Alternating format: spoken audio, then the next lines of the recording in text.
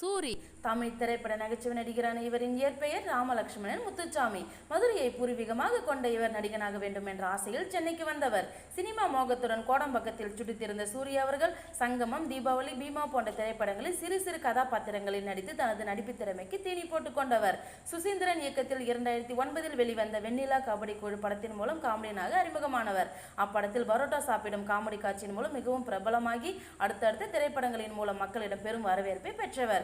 சிவகார்த்திகேயன் மற்றும் சசிகுமார் அவர்களுக்கு சிறந்த பொருத்தமான காமெடியனாக இணைந்து நடித்து பாராட்டை பெற்று தமிழ் சினிமாவில் முன்னணி காமெடியனாக வலம் வருகிறவர். தனது விடாமுயற்சியின் விளைவால் மாபெரும் வெற்றி பெற்றவர். இயக்குனர் வெற்றிமாறன் இயக்கத்தில் கிரைம் மற்றும் த்ரில்லர் படமான விடுதலை என்ற திரைப்படத்தில் கதாநாயகனாகவும் அறிமுகமானவர். இவரின் நடிப்பு விமர்சகர்கள் மற்றும் பார்வையாளர்களால் மிகவும் நேர்மறையான பாராட்டுகளை பெற்றது. யாரையும் புண்படுத்தாத தனது தனித்துவமான நகைச்சுவையால் ரசிகர்களை சிரிக்க வைப்பவர் சூர்யா அவர்கள்.